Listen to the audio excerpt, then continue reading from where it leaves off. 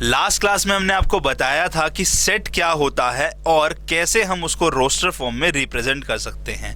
इस क्लास में हमने आपको बोला था कि हम सेट बिल्डर फॉर्म से स्टार्ट करेंगे, बट एक छोटा सा टॉपिक है जो मैं आपको उससे पहले बताना चाहता हूं। हमने बच्चे आपको बताया था कि सेट्स जो हैं वो हमेशा कैपिटल लेटर से डिनोट किए जाते हैं, like A, B, C, D, है ना जी, ये बताया था आपको। बट कुछ पर्टिकुलर सेट्स के लिए हमने एक एक कैपिटल लेटर फिक्स कर दिया है। कौन से हैं वो सेट्स? हमने बच्चे मैथ्स पढ़नी है, और मैथ्स का मतलब है कि हमें नंबर सिस्टम से रिलेटेड चीज़ें पढ़नी होंगी बार बार, है ना। Real number, natural number, integers, rational number, so ये हमारा बार बार आने वाला है। ओके, सो हमने क्या किया कि इनके रिगार्डिंग एक पर्टिकुलर लेटर, इंग्लिश अल्फ़ाबेट का लेटर फिक्स कर दिया। सो जब भी आपको n लिखा हुआ मिल जाए तो आप बात कर रहे हैं नेचुरल नंबर्स की, नेचुरल नंबर के सेट की, है ना जी। तो सेट बनाना है ना जी। सो आप पहले बताइए कि नेचुरल नंबर कौन से होते हैं? सर, जो 1 से स्टार्ट होते हैं और 2, 3, 4, 5 ऐसे आगे चल रहे होते हैं, राइट। सो सेट बनाएंगे तो रोस्टर फॉर्म में कैसे करेंगे? इसको कॉमा से सेपरेट करेंगे और हम कर्ली ब्रेसेस में ऐसे डाल देंगे, राइट। सो कर्ली ब्रेसेस में अगर मैं ऐसे डाल दूंगा इसको तो क्या होगा जी? ये सेट बन जाएगा, ये सेट बन गया। सो ये सेट कहलाता है नेचुरल नंबर का, और इसको हम कैपिटल N से डिनोट करते हैं, ठीक है। वैसे ही Z कहीं लिखा हुआ मिल जाए, Z बोल दीजिए, Z बोल दीजिए, तो ये हमेशा इंटीजर्स को रिप्रेजेंट करता है। ये याद रखना है अपने को, ठीक है जी। इंटीजर्स कौन से होते हैं? इंटीजर्स में हमारा 1, 2, 3, 4 तो आता ही है, 1, 2, 3, 4, 5 ऐसे तो नंबर आएंगे ही आएंगे, और इससे पहले आपका 0, -1, -2, -3 ऐसे नंबर भी आएंगे, राइट। ऐसे नंबर भी आएंगे, और इससे पीछे वाले नंबर भी और इसके आगे वाले नंबर भी। तो ये सेट जो बनेगा ये हमारा इंटीजर्स का सेट ऐसा बनता है। हमें पता है जी इंटीजर्स क्या होते हैं, है ना। ये सारे नंबर्स हमारे इंटीजर्स कहलाते हैं, और इंटीजर को सेट को हम z से रिप्रेजेंट करेंगे। अब अगर आपको z के ऊपर में ये प्लस का साइन दिख जाए, देखिए यहाँ पे दिख रहा है आपको, z के ऊपर में ऐसे प्लस का साइन दिख जाए, तो इसको बोलते हैं set of positive integers, positive integers. ये आप शायद नया पढ़ रहे हैं ये बात। तो सेट ऑफ पॉजिटिव इंटीजर्स को हम z+ से रिप्रेजेंट करते हैं, मतलब इंटीजर्स लेने हैं जो सिर्फ पॉजिटिव हैं, मतलब जितने भी नेगेटिव नंबर्स हैं उसको हटा देना है। सो नेगेटिव नंबर हटा देंगे यहाँ से, तो क्या होगा? देखिए ये सारे नंबर को हमने हटा दिया, तो क्या होगा? हमारे पास 0 से शुरू होगा और आपका आगे 1, 2, 3, 4, 5 इस तरीके से चलेगा। सर ये तो होल नंबर का सेट है। यस, होल नंबर का ही सेट है बच्चे ये, बट हम यहाँ पे होल नंबर को अब पॉजिटिव इंटीजर के नाम से जानेंगे। तो अगर आपको होल नंबर का सेट हो या फिर पॉजिटिव इंटीजर का सेट हो, वो बात एक है, वो बात एक है। बट अगर आपको सेट्स में लिखना है तो हम सेट ऑफ पॉजिटिव इंटीजर बोलते हैं, सेट ऑफ होल नंबर नहीं बोलते हैं जनरली, और जिसको रिप्रेजेंट किया जाता है z+ से। ओके, याद रखिएगा। अगला है आपका Q। जहां भी लिखा हुआ मिल जाएगा आपको, तो Q रिप्रेजेंट कर रहा होता है आपका set of rational number, set of rational number. Rational number कौन से होते हैं जी? जल्दी बताओ सर। जो हमारा p/q की फॉर्म में, न्यूमरेटर बाय डिनोमिनेटर की फॉर्म में, एकदम सही पकड़े हैं, राइट। मतलब अगर नंबर ऐसे आता है 1/2, 3/4, 5/7, या फिर नेगेटिव नंबर -2/3, 5/6 माइनस के साइन के साथ, ऐसे कोई भी नंबर आता है, ये सारे हमारे क्या होते हैं जी? Rational number. जो भी आएगा वो इसमें इस तरीके। अब जैसे हमारा सेट ऑफ पॉजिटिव इंटीजर था, वैसे ही अगर हम क्यू प्लस बनाएंगे तो वो हो जाएगा हमारा set of positive rational number. अब ये मैंने पॉजिटिव ऐसे लिखा है, मतलब यही है इसका, ठीक है ना। तो positive rational number, positive rational number, positive rational number का सेट कौन सा होता है? देखिए, पॉजिटिव रैशनल का नंबर का मतलब है कि जो ये नेगेटिव वाले नंबर्स है ना, ये नेगेटिव वाले नंबर्स है ना, इसको आप हटा दीजिए, सिर्फ पॉजिटिव नंबर्स को हमें यहाँ लिखना है। तो 1/2, 0 भी आ जाएगा, 3/4, 5/7, ऐसा कोई भी नंबर जो आपका पॉजिटिव हो और रैशनल नंबर हो, मतलब कि आपका न्यूमरेटर बाय डिनोमिनेटर की फॉर्म में हो। सो 0/1 भी तो ऐसे लिख सकते हैं ना, तो भाई ये भी न्यूमरेटर बाय डिनोमिनेटर की फॉर्म में बन गया, तो ये भी 0 भी काउंट होता है रैशनल नंबर में, है ना। समझ में आया? So this is called as set of positive rational number, इसको Q प्लस से डिनोट करते हैं। अगर R लिखा हुआ मिल जाए तो ये है हमारा set of real numbers. Real number क्या होता है जी? रियल नंबर मतलब कि आपके जहाँ पर इंटीजर्स भी आएंगे, नेचुरल नंबर भी आएंगे, आपके रैशनल नंबर भी आएंगे और इरेशनल नंबर भी आएंगे। मतलब अगर मैं यहाँ पे 0, 1, 2, -1, -2, 3/5, 6/7 या फिर √2 -√5 ऐसे नंबर भी डाल दूंगा तो ये हमारा सेट ऑफ रियल नंबर बन जाता है। ओके जी। और अगर set of positive real number अगर हमें देखना है तो हम उसको R प्लस से डिनोट करेंगे, R प्लस से डिनोट करेंगे। तो ये क्या है हमारा set of positive real number. समझ में आया बच्चे? पॉजिटिव रियल नंबर का मतलब क्या हो गया कि भैया सारे वो रियल नंबर जो पॉजिटिव है, तो ऊपर वाले सेट में अगर मैं देखता हूं जो हमने यहाँ पे नंबर्स लिखे हैं तो इसमें से सारे नेगेटिव नंबर्स हटा देते हैं, तो बचे क्या क्या? 0, 1, 2, 3/5, 6/7, √2 ऐसे करके जो भी नंबर्स आ सकते हैं वो सारे हमारे set of positive real number में आएंगे। तो मतलब जिसमें हमारे set of positive integers count हो रहे हैं, set of positive rational number हो रहे हैं, set of positive irrational number हो रहे हैं या set of natural number count हो रहे हैं। सो इन सबका कॉम्बिनेशन कर देंगे तो वो हमारा set of positive real number बन जाएगा। समझ में आया बच्चे? बहुत इजी सा कंसेप्ट है, बहुत इजी से पर्टिकुलर डेफिनेशन है। सो अगर आपसे कोई पूछता है कि सेट ऑफ नेचुरल नंबर को किस से रिप्रेजेंट करते हैं तो आप क्या बोलेंगे? यहाँ नहीं देखना, आप बोलेंगे n से रिप्रेजेंट करते हैं। Set of positive rational number को किस से रिप्रेजेंट करते हैं तो Q प्लस से करते हैं। सो इस तरीके से आपको याद रहना चाहिए। क्यों? क्योंकि हम अब ये जो रिप्रेजेंटेशन किया है, ये जो रिप्रेजेंटेशन किया है इसको डायरेक्टली अब हम पुट करेंगे जब हमें डिफाइन करना होगा सेट बिल्डर फॉर्म में। ओके, सो अब सेट बिल्डर फॉर्म की ओर मूव ऑन करते हैं। यही बस एक छोटी सी बात आपको समझानी थी जो हमने आपको समझा दी है। अब सेट बिल्डर फॉर्म की बात करते हैं। देखो, रोस्टर फॉर्म में हमने डेफिनेशन पढ़ी थी कि अगर हम सारे एलिमेंट्स को कॉमा से सेपरेट करते हैं और कर्ली ब्रेसेस में डाल देते हैं तो वो रोस्टर फॉर्म में रिप्रेजेंटेशन होता है। अब जनरली हम क्या देखते हैं, जब भी हमने नंबर्स को डाला है वो सारे नंबर्स एक कोई ना कोई ऐसी प्रॉपर्टी रख रहे होंगे जिसको हमने बोला है कि ये पर्टिकुलर एलिमेंट्स ही फॉलो कर रहे हैं। क्या मतलब है इस बात का? हमने बोला है कि जितने भी हमारे एलिमेंट्स हैं वो वेल डिफाइंड ऑब्जेक्ट कहलाते हैं। वेल डिफाइंड ऑब्जेक्ट का मतलब है कि कोई ना कोई वो पैरामीटर या कोई ऐसी प्रॉपर्टी फॉलो कर रहे हैं जो वो यूनिक है। मतलब अगर मैं आपको कुछ नंबर्स लिख देता हूँ यहाँ पे, ये 1, 2, 3, 4, 5 और 6, तो ये जो 6 नंबर लिखे हैं, सो ये 6 नंबर हमारा एक सेट बना रहे हैं, लेट सपोज ए सेट, है ना जी। सो अगर मुझे देखना है ये 6 नंबर को तो मैं ये देख सकता हूँ कि ये 6 के 6 नेचुरल नंबर है और लेस देन 6 है। सो ये क्या एक यूनिक प्रॉपर्टी नहीं है कि ये 6 के 6 नंबर नेचुरल नंबर है और साथ साथ में नेचुरल नंबर के साथ साथ में ये लेस देन 6 है, लेस देन 6 है। क्या इनके अलावा लेस देन इक्वल टू 6 है? ठीक है, लेस देन इक्वल टू 6 है। सो क्या इन 6 नंबर के अलावा ऐसा कोई नंबर है जो नेचुरल नंबर हो और लेस देन इक्वल टू 6 हो? नहीं है, यही 6 नंबर है ना। तो ये 6 नंबर एक यूनिक प्रॉपर्टी फॉलो कर रहे हैं। सो सेट बिल्डर फॉर्म में क्या बोला गया, कह रहे कि आप इनको ऐसे ना लिखकर इस यूनिक प्रॉपर्टी से ही डिफाइन कर दो. So whenever we define by the unique property we are defining the set in the set builder form. We are defining the set in the set builder form. बस ये simple सी बात है, right.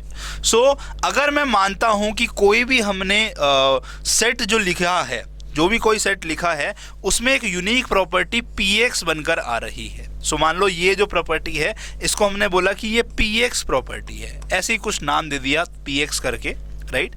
सो अगर ये px है, जहां पे x जो रिप्रेजेंट कर रहा है वो एलिमेंट को कर रहा है, स्मॉल x है ना, स्मॉल किसको रिप्रेजेंट करता है भाई, एलिमेंट्स को. सो अगर px में से x एलिमेंट्स को रिप्रेजेंट कर रहा है, तो हमारा जो ये सेट a है, सेट A जो है वो अगर आपको लिखना है सेट बिल्डर फॉर्म में तो इस तरीके से लिखा जाएगा. हम कर्ली ब्रेसिस लगाएंगे और उसमें लिखेंगे x इज सच दैट. ठीक है, क्या लिखा है जी, x इज सच दैट. ये डबल डॉट का मतलब क्या है, सच दैट. सच दैट लिख लीजिए, मेरे साथ साथ लिखिए. ठीक है, x is such that p of x holds. इस बात को एग्जांपल से समझेंगे, बट अभी आप इसको लिख लिए, राइट. क्या बोला मैंने बोला कि अगर आपको सेट बिल्डर फॉर्म में लिखना है तो हम कैसे लिखते हैं, कह रहे हैं कि ये तरीका है लिखने का. आप लिखोगे x जो है वो एलिमेंट है और वो इस तरीके से है, इस तरीके से मतलब सच दैट, डबल डॉट लगा दिया कि ये पर्टिकुलर यूनिक प्रॉपर्टी होल्ड होती है. ओके जी, अभी मैं आपको लिख के दिखाऊंगा. सो अगर मैं आपको ये ऊपर वाला एग्जांपल ही लिख कर दिखाता हूं तो ये क्या हो जाएगा, ये हो जाएगा ए सेट. ए सेट है हमारा x इज, यही example, such that x is natural number, x is natural number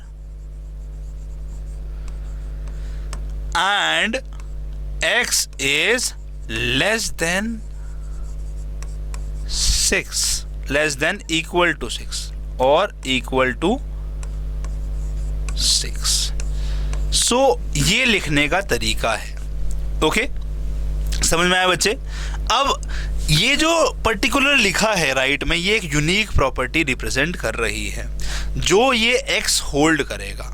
so ये डेफिनेशन हो गई हमारी किसमें जी, रोस्टर फॉर्म में. और ये पर्टिकुलर लिखने का जो तरीका हो गया, ये हो गया हमारा सेट बिल्डर फॉर्म में. अब आप इतनी बड़ी बड़ी लाइनें नहीं लिखोगे, जैसे यहाँ पे हमने इतनी बड़ी बड़ी लाइनें लिख दी है ना, इतनी बड़ी बड़ी लाइनें नहीं लिखोगे.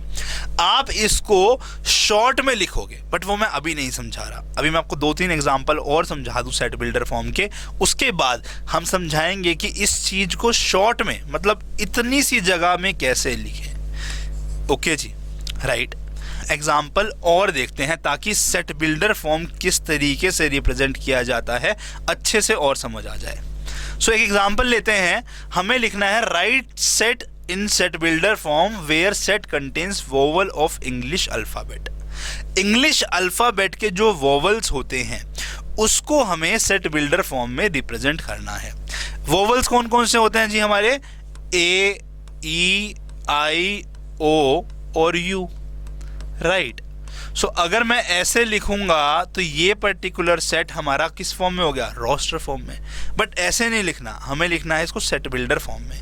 तो सेट बिल्डर फॉर्म में क्या होता है, एक यूनिक प्रॉपर्टी हमें आइडेंटिफाई करनी होती है और वो होल्ड होनी चाहिए.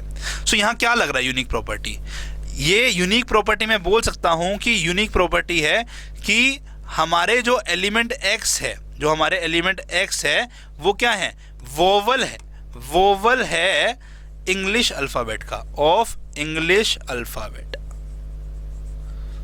सही बात है, यस सही बात है. सो ये हमारी यूनिक प्रॉपर्टी हो गई. और x is such that x is a vowel of English alphabet, मतलब ये पर्टिकुलर प्रॉपर्टी होल्ड हो रही है. इसको कर्ली ब्रेसेस में डाला, उधर में लगा दिया है पहले ही, और मान लेते हैं ये सेट B है, राइट. तो ये सेट B है, ये सेट B है. सो ये हमारा रिप्रेजेंटेशन हो गया हमारा किस चीज का भाई, सेट बिल्डर फॉर्म में. ओके, ये हो गया हमारा सेट बिल्डर फॉर्म में. समझ आ गया होगा आई थिंक अभी तक. अगर नहीं आया है तो कोई बात नहीं, हम 1-2 एग्जांपल और देखते हैं. क्या कह रहा है, कह रहा है right set in set builder form where set contains all positive integers, all positive integers. So हमारा x कैसा है, x जो है वो पॉजिटिव इंटीजर है। सो x is a positive integer. ये यूनिक प्रॉपर्टी हो गई x को डिफाइन करने की, है ना। x क्या है जी, x is a positive integer. अब ऑल पॉजिटिव इंटीजर लिख दो क्या, x is a positive integer, बात एक ही है ना, मतलब x की सारी वैल्यूज डालनी है जो पॉजिटिव इंटीजर हो सकती है, राइट। सो ये एक यूनिक प्रॉपर्टी हो गई और x इज सच दैट ये प्रॉपर्टी होल्ड कर रही है। इसको कर्ली ब्रेसेस में डाला और मान लिया ये सेट C है। ओके, सो ये हमारा सेट बिल्डर फॉर्म में रिप्रेजेंटेशन हो गया।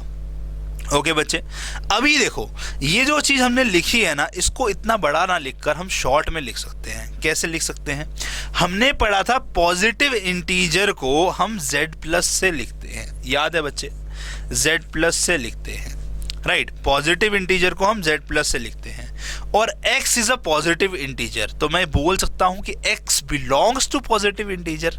तो याद है बच्चे, लास्ट क्लास में आपको बताया था बिलोंग्स टू का ये साइन होता है, तो x belongs to positive integers, तो x is a positive integer या x belongs to positive integer, बात एक ही है। तो ये यूनिक प्रॉपर्टी जो आपने इतनी बड़ी लिखी हुई है यहाँ पर, इसको हमने शॉर्ट में ऐसे लिख दिया। तो ये यूनिक प्रॉपर्टी होल्ड कर रही है, तो x is such that this property holds. So ये हमारा सेट C बन गया, इसको कर्ली ब्रेसेस में डाल दिया। सो ये पूरी लाइन को हम ऐसे शॉर्ट में रिप्रेजेंट कर सकते हैं। इसीलिए मैंने आपको समझाया था कि कुछ पर्टिकुलर नंबर सेट्स को हम रिप्रेजेंट करते हैं एक कैपिटल लेटर से, जो कि हमेशा उसी से ही किया जाएगा, जैसे n, z, z+, r, r+, q, q+, right. याद रखने हैं, वो बहुत इंपॉर्टेंट है, ठीक है। सो ये एक शॉर्ट में लिखने का तरीका है। सो हम अगर ये समझ आ गया है तो जो क्वेश्चन ऊपर में हमने पढ़ा था, ये ऊपर में जो क्वेश्चन पढ़ा था, इसको भी हम शॉर्ट में लिख सकते हैं। जहां पे हमने देखा था ना जी कि जो ये A सेट था 1 2 3 4 5 6, इसको हमने इस तरीके से लिखा कि ये वाली प्रॉपर्टी बन रही है कि x नेचुरल नंबर है और x is less than equal to 6।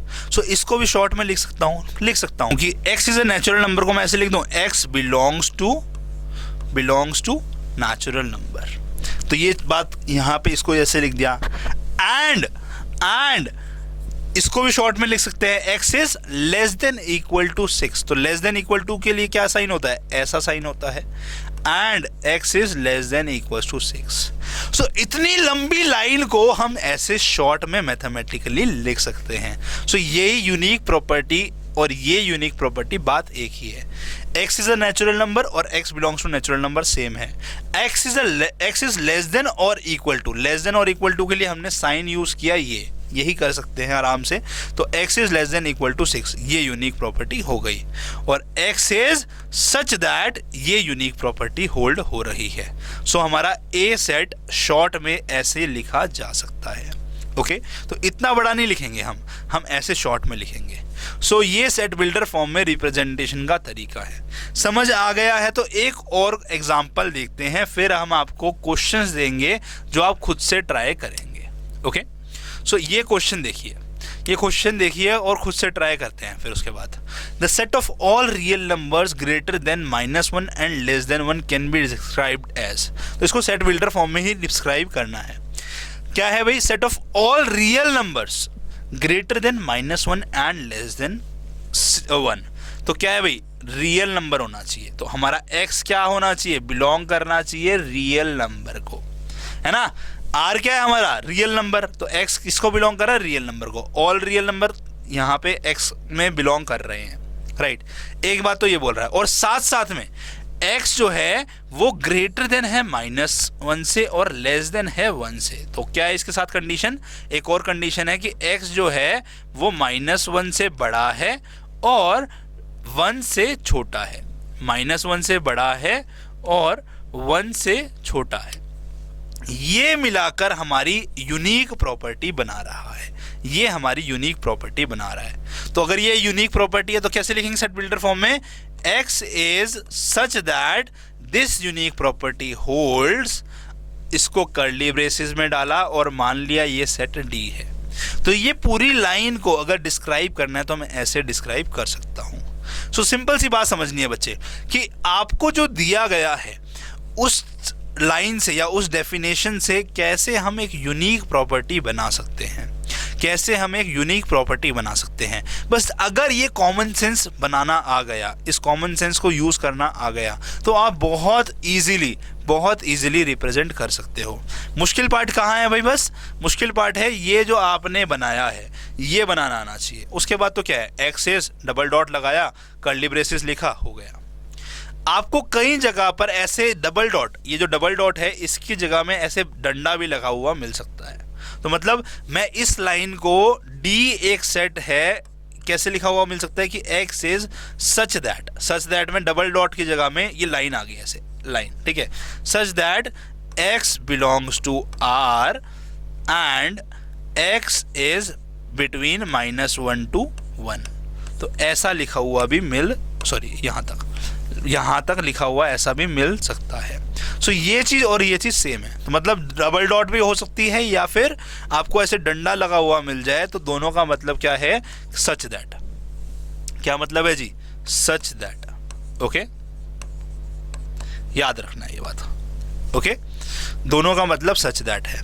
सो अगर मैं डेफिनेशन पे वापस जाता हूं तो अगर आपको लिखा हुआ मिल जाए a is equal to x double dot मतलब such that p x hold, या फिर आपको ऐसा लिखा हुआ मिल जाए a is such that x फिर लाइन, तो इसका मतलब है such that and p of x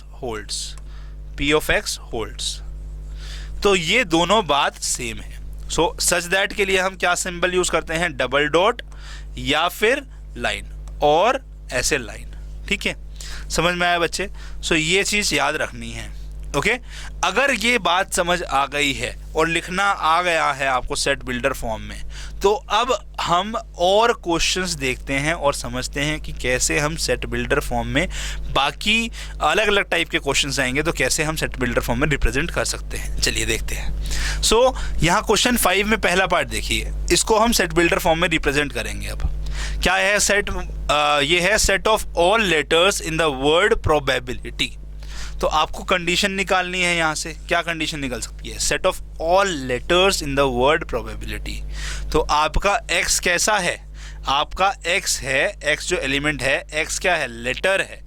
x क्या है? लेटर है ऑफ वर्ड प्रोबेबिलिटी। मैं ये बात बोल सकता हूं, ये यूनिक कंडीशन है इसकी,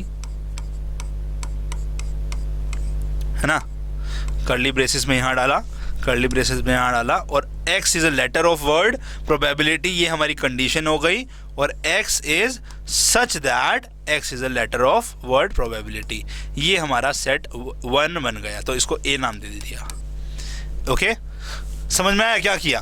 कह रहा set of all letters in the word probability, ये हमारा सेट बनाना है।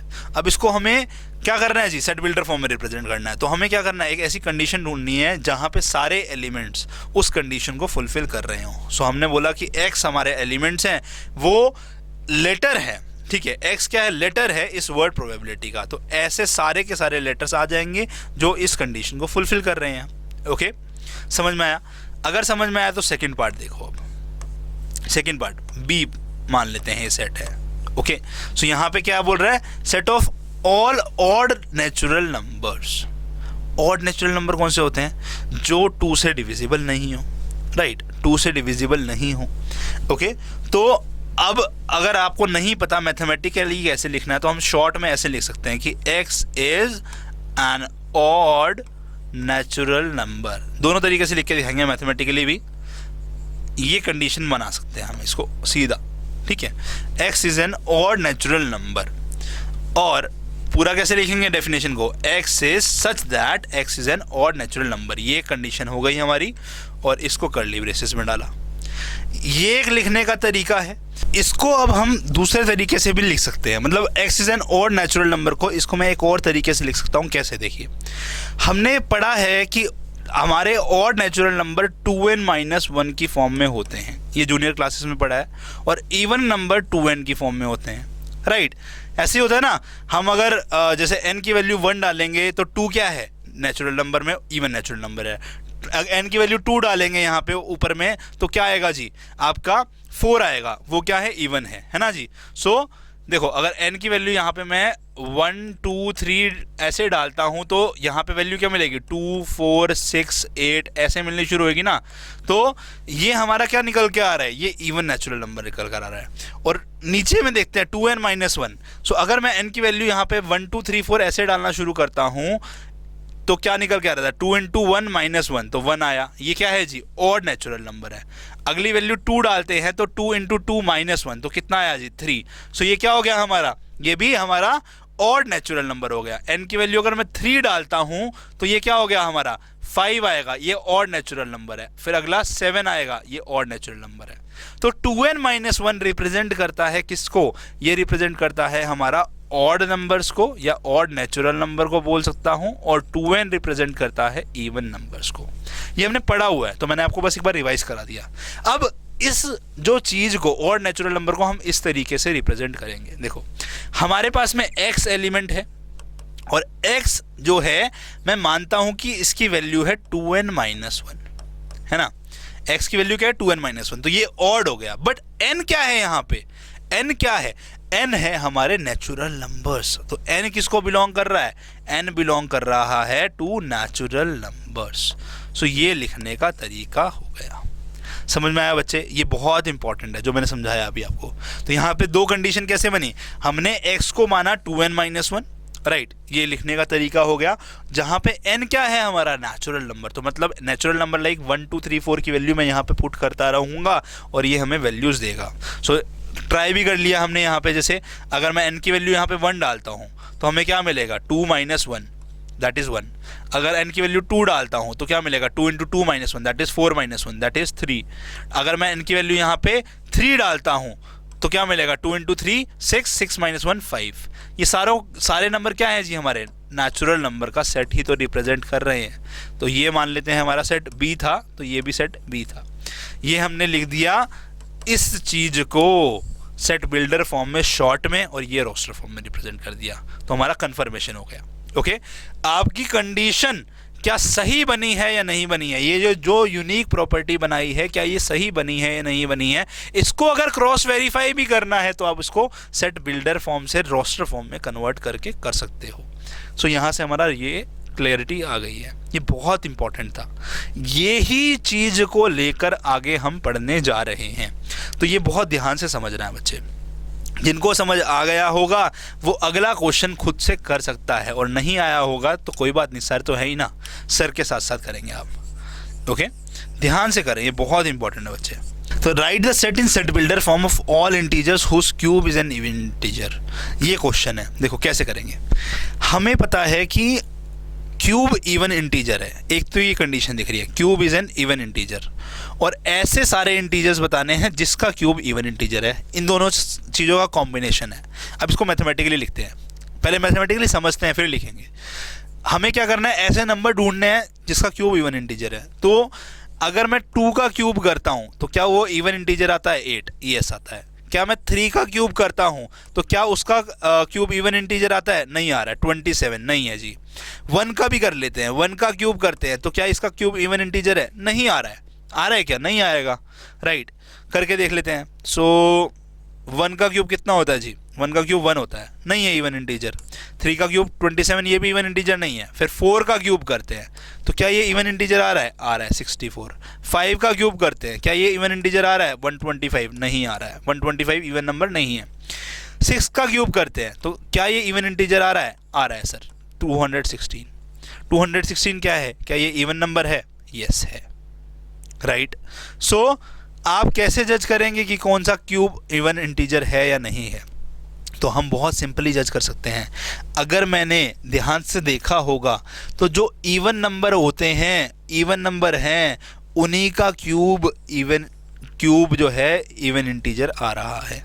सो मैं बोल सकता हूं कि जो हमारा x यहाँ पर आएगा वो सिर्फ इवन नंबर आएगा। x क्या आएगा, वो हमारा सिर्फ और सिर्फ इवन नंबर आएगा तो x is equal to 2n। अभी ऊपर समझाया था ना, इवन नंबर्स को कैसे लिखते हैं, 2n, है ना। सो जितने भी हमारा यहाँ पे शॉर्ट में समझ गए हम कि x जो है वो सिर्फ इवन नंबर होगा तभी उसका क्यूब इवन इंटीजर आएगा। तो हमारी कंडीशन क्या होगी, x is equal to 2n। Even integer को कैसे लिखते हैं, x is equal to 2n and n belongs to natural number. तो ये कंडीशन बताती है कि हमारा x जो है वो इवन इंटीजर है। सो इस कंडीशन को हम अगर रिप्रेजेंट करेंगे सेट बिल्डर फॉर्म में तो क्या करेंगे, x is such that x is an even integer, और इसको कर्ली ब्रेसेस में डाला और मान लिया ये सेट है हमारा C, ये सेट है हमारा C। ओके, समझ में आया बच्चे।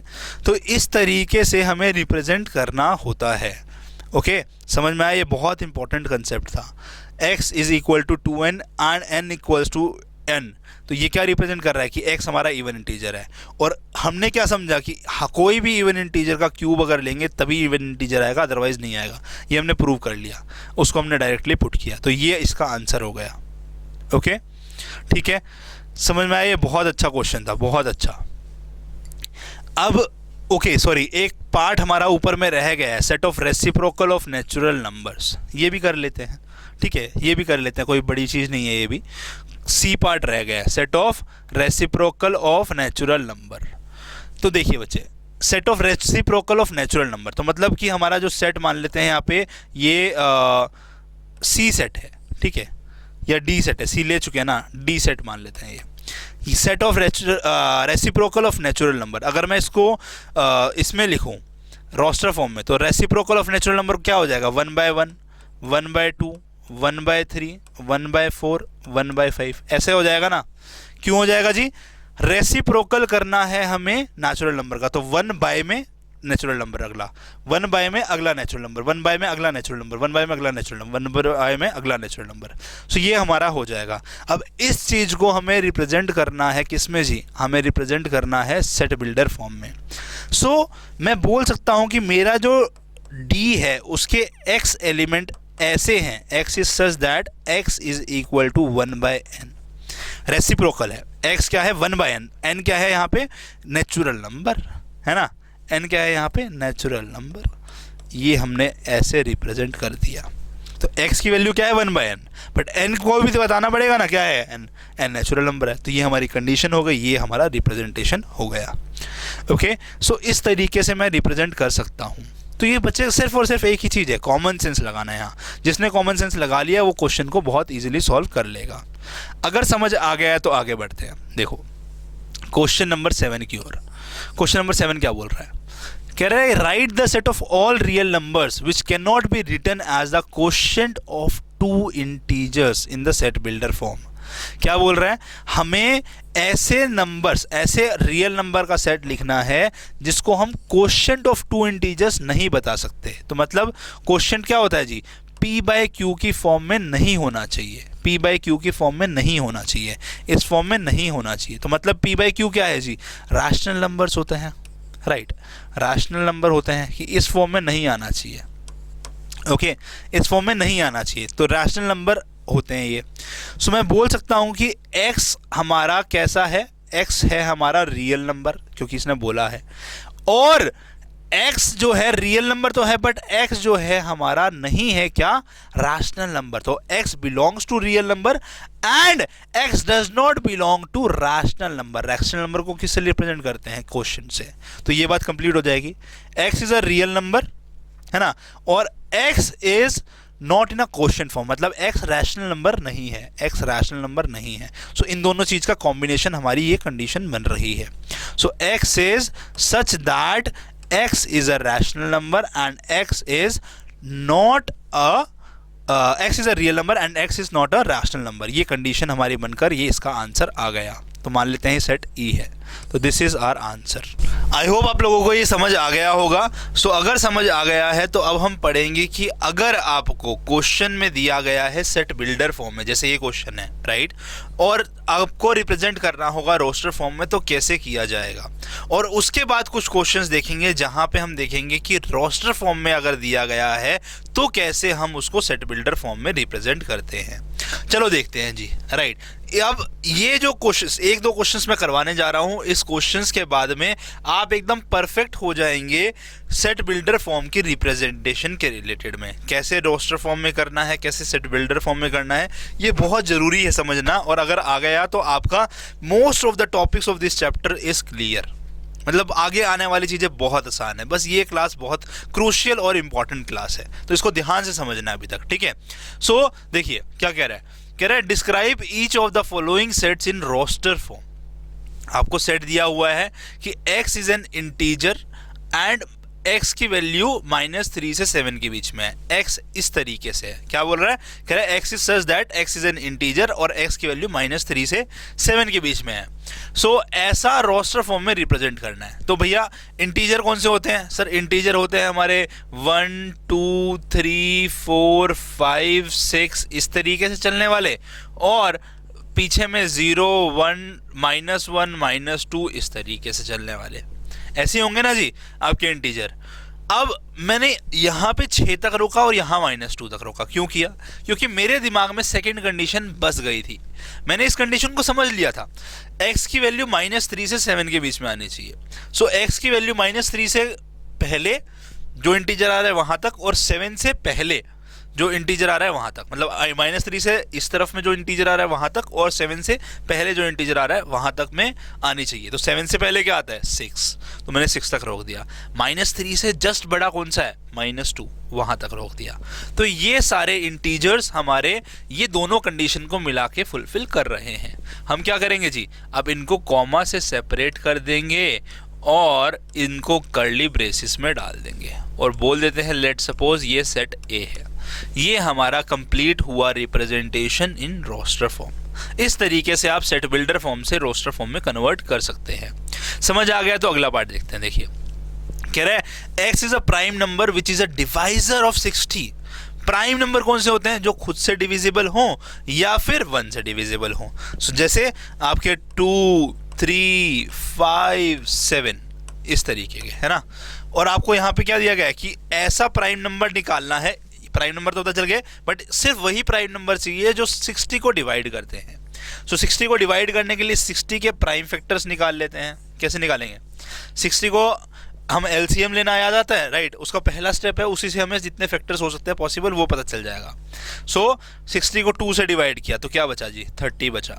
फिर 2 से डिवाइड किया तो क्या बचा जी 15 बचा। फिर 3 से डिवाइड किया तो क्या बचा जी 5 बचा। 5 से डिवाइड किया तो क्या बचा 1 बचा। ऐसे ही करते हैं ना एलसीएम। सो यहाँ पे प्राइम नंबर कौन कौन से आ रहे हैं, एक आ रहा है आपका 2 आ रहा है ना, एक 2 आ रहा है, एक 3 आ रहा है और एक 5 आ रहा है। यही 3 प्राइम नंबर है। 2 बार आ रहा है 2, हम 2 बार तो लेंगे नहीं क्योंकि एक ही बार लेना होता है हम जब रोस्टर फॉर्म में रिप्रेजेंट करते हैं। सो कौन कौन से प्राइम नंबर आ रहे हैं आपके पास में, 2 आ रहा है, 3 आ रहा है, 5 आ रहा है। सो ये हमारा सेट बन गया बी, जो ये दोनों कंडीशन प्राइम नंबर भी होना चाहिए और डिवाइजर ऑफ 60 भी होना चाहिए, इसको फुलफिल कर रहा है। कितना सिंपल क्वेश्चन है, राइट। अगर समझ आ गया तो अगला पार्ट देखते हैं। कह रहा है x is a positive integer and divisor of 16। अब यहाँ पे प्राइम नंबर नहीं है, पॉजिटिव इंटीजर की बात करी गई है और 16 का डिवाइजर है। निकालते हैं क्या क्या पॉजिटिव इंटीजर जो डिवाइड कर सकते हैं 16 से। सो हम क्या करेंगे, सबसे सिंपल काम, पहले तो आप क्या करिए, इसको एलसीएम ले लीजिए। 16 2 आएगा यहाँ पे, क्या आएगा फिर 8 आएगा। 16 को 2 से डिवाइड कराएंगे तो 8 आएगा ना, फिर 8 को 2 से डिवाइड कराएंगे तो 4 आएगा, 4 को 2 से डिवाइड कराएंगे तो 2 आएगा, 2 को डिवाइड करेंगे तो 1 आएगा। सो फैक्टर्स क्या हैं जी 2 2 2 और 2। अब इन 4 फैक्टर्स जो चारों के चारों वैल्यू 2 हैं, इसके कॉम्बिनेशन क्या बन सकते हैं, वो सारे हमारे पॉजिटिव इंटीजर्स के आंसर हो जाएंगे, राइट। क्योंकि इनके जितने भी कॉम्बिनेशन पॉसिबल होंगे वो 16 को डिवाइड कर रहे होंगे। और इसके अलावा एक और भी है, ये 1 है ना, 1 भी है। सो क्या क्या डिवाइड कर रहा है जी, कौन कौन से पॉजिटिव इंटीजर डिवाइड कर रहे हैं, एक तो पहला सबसे 1 कर रहा है डिवाइड, और फिर कौन सा कर रहा है 2 कर रहा है डिवाइड। फिर अगला कॉम्बिनेशन 2 × 2 का बना लेते हैं तो 4 कर रहा है डिवाइड, है ना। 16 को 4 कर रहा है ना डिवाइड, कर रहा है जी, कर रहा है। और 4 डिवाइड कराएंगे 16 को तो क्या आएगा आपका, यहाँ पे 4 वैल्यू आ जाएगी। और क्या कर रहा है 2 × 2 × 2, ये भी डिवाइड कर रहा है 8, है ना। 16 को 8 से डिवाइड करेंगे तो 2 मिलेगा, तो 8 भी डिवाइड कर रहा है। 16 को 16 से डिवाइड कराएंगे तो क्या मिलेगा, 1 मिलेगा, तो ये भी डिवाइड कर रहा है। सो ये सारे डिवाइजर्स हैं जो हमारे 16 को डिवाइड कर रहे हैं, जो कि पॉजिटिव इंटीजर भी हैं। तो इसका आंसर सी आ गया हमारा ये, ठीक है, थर्ड का आंसर सी आ गया। अब फोर्थ का आंसर निकालें इसी तरीके से, x is equal to 2n and n is equal to natural number. ये हमने अभी पीछे ही किया है। ये किस फॉर्मेट में है भाई, x की वैल्यू 2n है और n क्या है, नेचुरल नंबर है। तो हम वैल्यूज पुट करके देखते हैं, आपको याद भी आ जाएगा अभी हमने किया क्या था। फोर्थ पार्ट यहाँ कर देता हूँ, डी, फोर्थ पार्ट हमारा डी है, ठीक है जी। तो डी सेट क्या बनेगा, यहाँ पे वैल्यूज पुट करते हैं, n की नेचुरल नंबर है और x में पुट करना है। तो n की वैल्यू यहाँ पे नेचुरल नंबर में क्या क्या आएगी जी, 1 से शुरू करते हैं। सो x की वैल्यू आ गई 2 इंटू 1, 2 आ गया। n की वैल्यू फिर 2 पुट करते हैं, तो 2 पुट किया तो 2 इंटू 2 आ गया, दैट इज 4। फिर क्या आ गया जी, 3 पुट करने पे 6, 2 इंटू 3 6। फिर यहाँ पे पुट किया 4, तो कितना आ गया, 8 आ गया। फिर 10 आएगा, ऐसे चलता रहेगा। और अगर बच्चे याद हो तो हमने बताया था ये रिप्रेजेंटेशन और कुछ नहीं, आपकी इवन नंबर की रिप्रेजेंटेशन है, आपकी इवन नंबर की रिप्रेजेंटेशन है। तो ये इवन नंबर ही तो है, इवन नंबर का ही तो सेट है। हमने इसको क्रॉस वेरीफाई भी कर लिया, यहाँ पे जो पीछे निकाला था ना सेट बिल्डर फॉर्म में, उसको हमने क्रॉस वेरीफाई भी कर लिया। ओके, सो ये फोर्थ पार्ट हो गया। अब fifth part, x belongs to z। z क्या था जी भी, इंटीजर, और x का मैग्नीट्यूड 2 से छोटा होना चाहिए। सो ऐसे कौन कौन से इंटीजर्स हैं जिसका मैग्नीट्यूड, मतलब साइन को इग्नोर करने पर आपको 2 से छोटी वैल्यू है। 0 है क्या, 0 की अगर मैं x की वैल्यू 0 रख दूंगा यहाँ पे, तो 0 की क्या हमारा 2 से छोटा आएगा, आएगा। 1 रख दूंगा तो क्या 1 2 से छोटा आएगा, आएगा। 2 रख दूंगा तो 2 is less than equal to का साइन है, तो 2 इज इक्वल टू 2, तो यहाँ पे 2 भी वैल्यू आएगी। अब माइनस के साइड में चलते हैं, ठीक है। 3 रख देंगे तो नहीं आएगा ना, 3 is less than equal to 2, no, 3 तो बड़ा है जी, तो यहाँ पे 3 वैल्यू नहीं आएगी, तो उससे कम में चलते हैं। अब नेगेटिव साइड में -1 का मैग्नीट्यूड क्या लेस देन इक्वल टू 2 है, -1 का मैग्नीट्यूड कितना होगा, 1 होगा, है ना, -1 का मैग्नीट्यूड 1 होगा, तो 1 is less than equal to 2, सही है। -2 का magnitude less than equal to 2, -2 का मैग्नीट्यूड कितना आएगा जी, आपका 2 आएगा, तो -2 भी वैल्यू आएगी। सो ये 5 नंबर हैं ऐसे जिनके मैग्नीट्यूड मतलब जिनका मॉडुलस निकाल दे, जिनका मतलब साइन इग्नोर कर दे, तो उसकी value less than equal to 2 आनी चाहिए। अब अगर मैं -3 का मैग्नीट्यूड निकालूं, इसके बाद क्या आएगा अगला नंबर, -3। सो -3 का मैग्नीट्यूड क्या लेस देन इक्वल टू 2 है, -3 का मैग्नीट्यूड मतलब साइन को इग्नोर कर दो, 3। क्या 3 की value 3 less than equal to 2 है, नहीं है, सो यहाँ पे नहीं आएगा वो। ओके, सो ये हमारा फिफ्थ आंसर ई सेट ये बन गया। अब इसी तरीके से सिक्स्थ पार्ट करते हैं। सारे अलग अलग टाइप के क्वेश्चन है बच्चे, तो इसलिए मैं सब खुद करा रहा हूँ। आपको भी इसके बाद एक्सरसाइज दूंगा जो करनी होगी आपको खुद से, ठीक है। अभी देखो अगला कह रहा है कि x is equal to n by में n² + 1, इस फॉर्म में लिखा हुआ है, जहाँ पे n की वैल्यू है 1 फ्रॉम 1 to 3। ओके, कंडीशंस क्या है जी, x तो हमारा n बाय n² + 1 है और n की वैल्यू 1 to 3 है और n हमारा नेचुरल नंबर है। तो इन तीन चीज़ों का कॉम्बिनेशन है हमारी एक्चुअल कंडीशन। क्या है भाई, n नेचुरल नंबर है, तो n की वैल्यू 1 से 3 के बीच में है। सो n की वैल्यू कौन कौन सी हो सकती है, यहाँ पे इन दोनों से क्या रिजल्ट निकल कर आया, ये लॉजिक लगाना है। n की वैल्यू नेचुरल नंबर है और n की वैल्यू 1 से 3 के बीच में, तो n की वैल्यू 1 2 या 3 में से एक होएगी। ये दो कंडीशंस का कॉम्बिनेशन ये मिलकर आया। नेचुरल नंबर कौन से होते हैं, 1 2 3 से शुरू होने वाले, और क्या बोल रहे हैं 1 से 3 तक है। सो यही 3 नंबर आए ना। अब ये 3 नंबर हम अगर यहाँ पुट करते हैं एक एक करके, सो हमारे x की वैल्यू मिल जाएगी। तो पुट करते हैं, x इज इक्वल टू मान लेते हैं f सेट बनता है, ठीक है, f सेट बनता है। तो x की वैल्यू क्या आएगी, यहाँ पे n की वैल्यू पुट करिए 1 बाय में 1² + 1, तो 1 बाय में 1 + 1 दैट इज 1/2। फिर n की वैल्यू पुट करें 2 पुट करें, 2 बाय में 2² + 1, तो 2 बाय में 2 की पावर 2 क्या इतना होगा 4 + 1 5, तो 2/5 आ जाएगा यहाँ पे। अगला n की वैल्यू पुट करें 3, यहाँ पे 3 बाय में 3² + 1, 3² कितना होता है 9 + 1 10, तो 3 बाय में 10 आ गया। ये आपका बच्चे आंसर हो गया। समझ में आया बच्चे? सो कॉमन सेंस है, बहुत इजी क्वेश्चन है। क्वेश्चन को तोड़ तोड़ के पढ़िए, जैसे हमने किया भाई, पहले 2 कंडीशन से सिंप्लीफाई कर देते हैं, फिर तीसरी कंडीशन की ओर। अगर इस तरीके से करोगे तो इजीली सॉल्व कर लोगे, कोई मुश्किल नहीं है ये। अगला देखते हैं, अगला टाइप का क्वेश्चन कह रहे हैं x is a letter before E in the English alphabet. ये तो बहुत सिंपल सा क्वेश्चन है। इंग्लिश अल्फ़ाबेट के अंदर में जब हम चलते हैं तो लेटर ई से पहले कौन सा अल्फ़ाबेट आता है? ए आता है, बी आता है, सी आता है और डी आता है, बस। तो ये आंसर हो गया। मान लें हमारा जी सेट है तो इसके क्या क्या आ जाएंगे? ई से पहले कौन कौन से अल्फ़ाबेट आते हैं? ए, बी, सी और डी। ये हमारा आंसर हो गया, बहुत सिंपल है। Last part, 7th part, x is a letter of the word proportion. अब ये क्वेश्चन तो हमने किया हुआ है ना, बस इसको इसने सेट बिल्डर फॉर्म में लिखा हुआ है पहले से ही। 8th पार्ट है हमारा, मान लेते हैं हमारा E F G H, H part. इस वर्ड, एक सेकंड नीचे लिख देते हैं, थोड़ा जगह ज़्यादा हो जाएगी।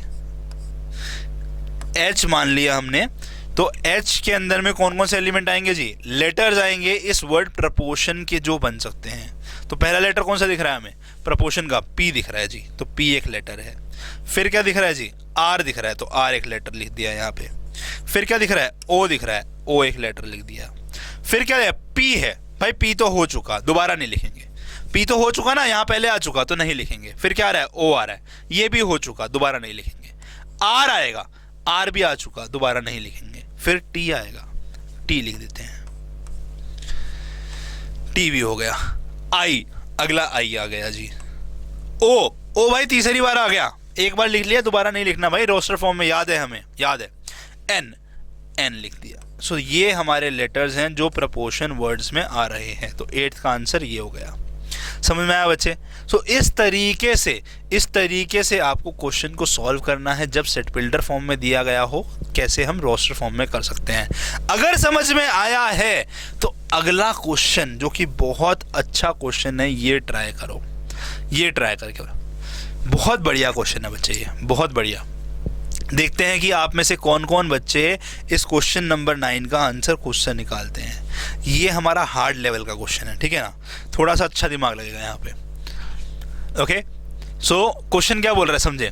कह रहा है x is the positive factor. Positive factor मतलब कि भैया पॉजिटिव नंबर आना चाहिए कोई वैल्यू, है ना। सो मतलब पॉजिटिव फैक्टर बोल दे या फिर ये पॉजिटिव इंटीजर बोल दे, बात एक ही है ना। फैक्टर हमेशा नंबर होता है, एक पर्टिकुलर नंबर होता है, और पॉजिटिव है तो पॉजिटिव इंटीजर ही बोल रहा है ये।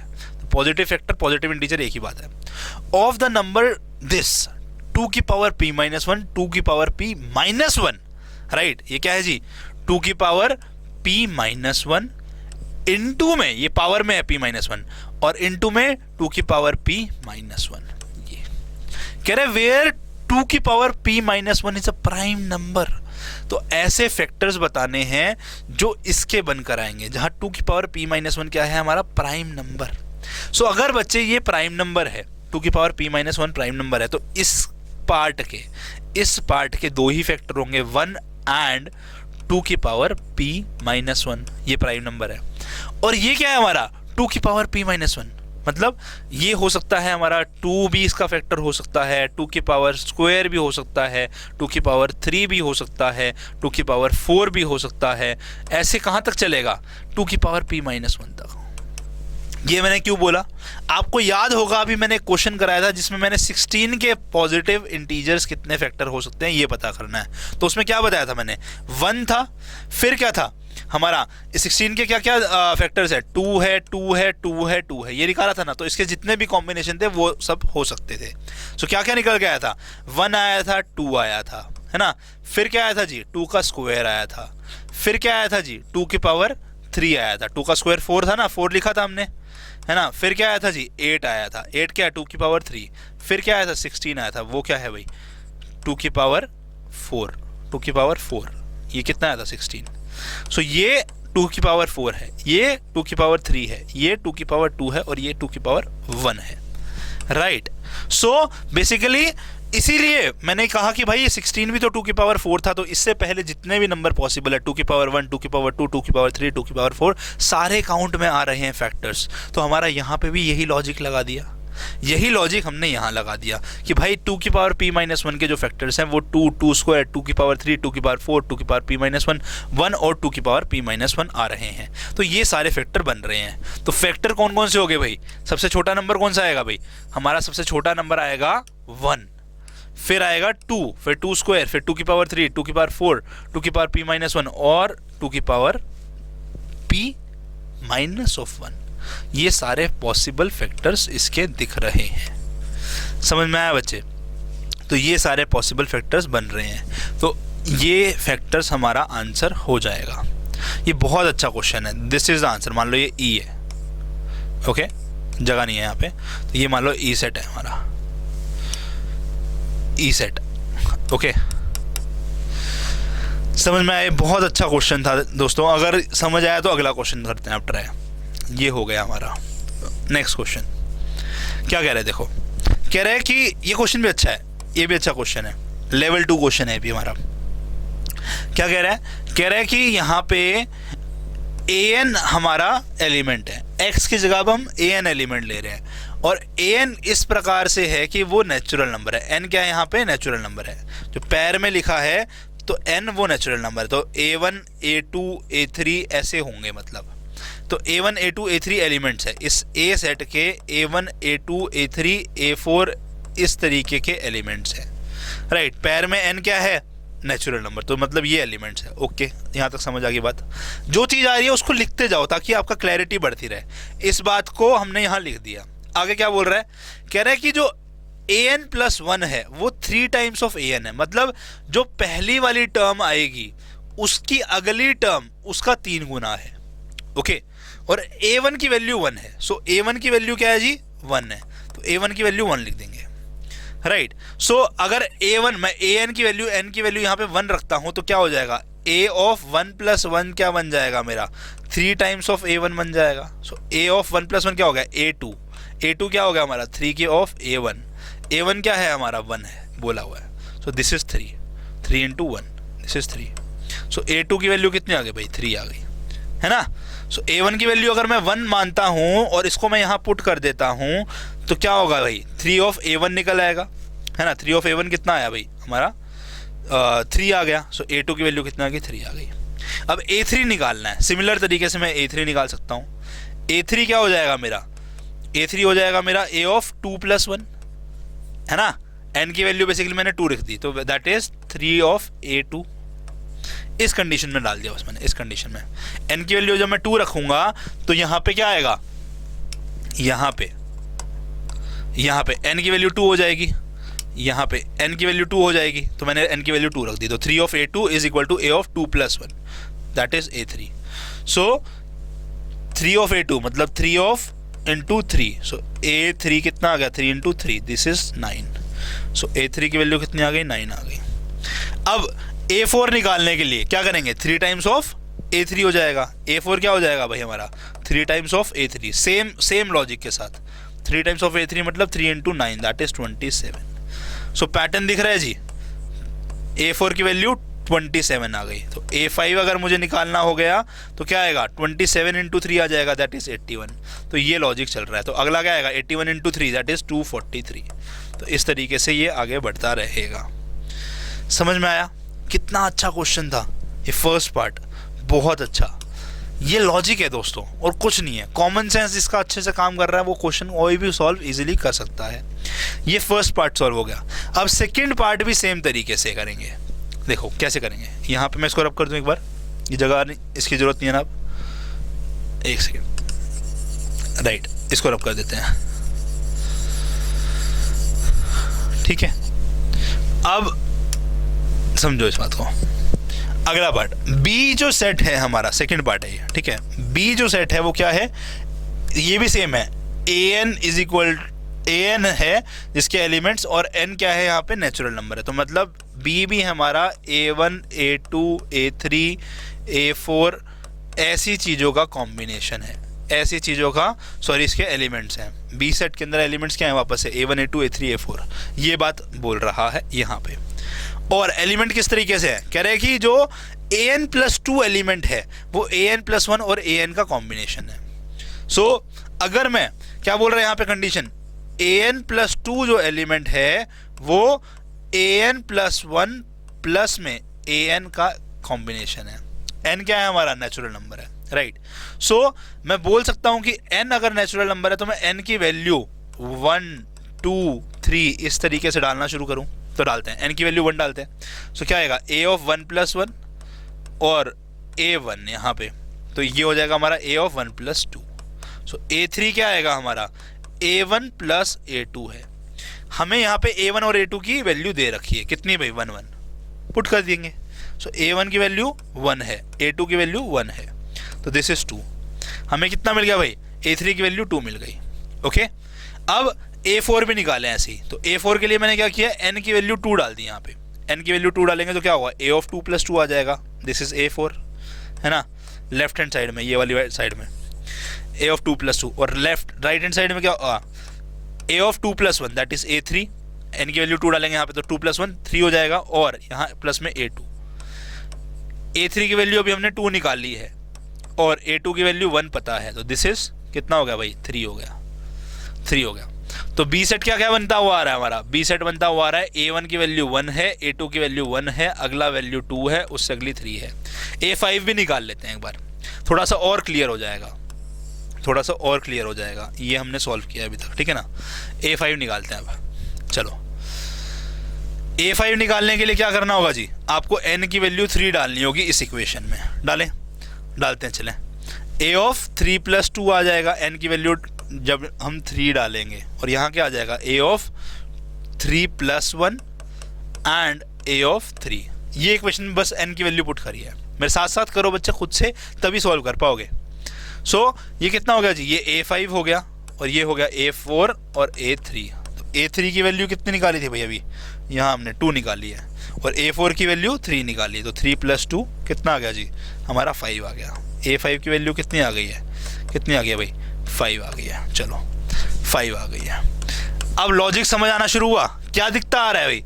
हमारा जो ये वैल्यू थी, ये वैल्यू इन दोनों का सम है, ये वैल्यू इन दोनों का सम है, ये वैल्यू इन दोनों का सम है। तो मतलब पहले वाली 2 वैल्यू का सम अगली वैल्यू आ रही है।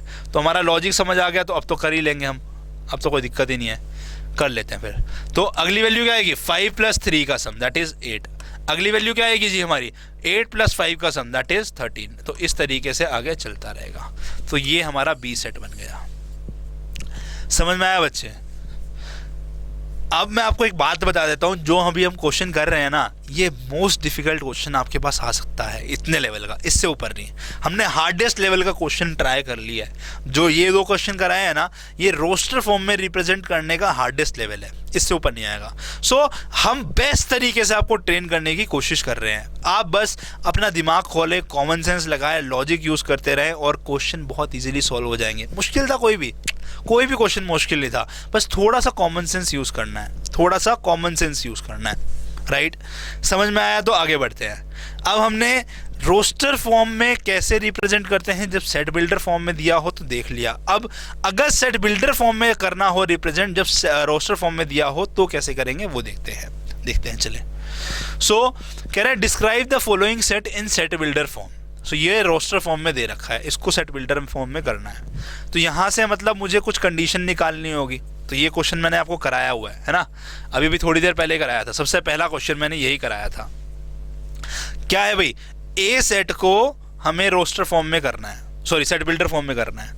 क्या है जी एलिमेंट? 1 से लेकर 6 तक। तो ये सारे के सारे क्या दिख रहे हैं? नेचुरल नंबर <6 वाले। तो हमने किया था ना जी। तो ए क्या है हमारा? x है, और x such that x belongs to natural number and x is less than equal to 6। ये क्वेश्चन कर चुके हैं तो इसलिए मैं समझा नहीं रहा। अब अगले में देखो, सिर्फ आपको बच्चे कंडीशन निकालनी है, दिमाग खोल के कंडीशन निकालनी है, अपना आप आंसर आ जाएगा। मुझे अगला क्वेश्चन में क्या दिख रहा है? ये 3 का पहाड़ा दिख रहा है ना, 3 का पहाड़ा है ना ये 3 बट 0 से शुरू हो रहा है, तो 3 × 0 है ये वाली वैल्यू। अगली 3 है तो ये क्या है? 3 × 1 है। अगली 6 है तो 6 क्या है भाई? 3 × 2 है ना। सो ये 9 है तो 9 क्या हो गया? 3 × 3 हो गया।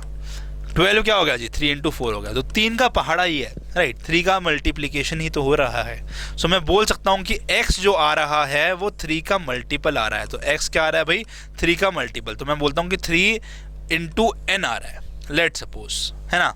बट n क्या है, 0 से शुरू हो रहा है, n नेचुरल नंबर नहीं है, n 0 से शुरू हो रहा है, तो 0 से शुरू हो रहा है तो n क्या है जी, हमारा पॉजिटिव इंटीजर है, z प्लस है। अब ये पूरी कंडीशन फुलफिल हो गई, समझ में आया बच्चे। 0 से शुरू हो रहा है, 3 इंटू 0, 3 इंटू 1, 3 इंटू 2, 3 इंटू 3, तो मतलब 3 इंटू n, ये ऐसे दिख रहा है मुझे। एंड n क्या दिख रहा था मुझे, पॉजिटिव इंटीजर, है ना। सो क्योंकि ये 0 से शुरू हो रहा है तो ये आंसर आ गया इसका।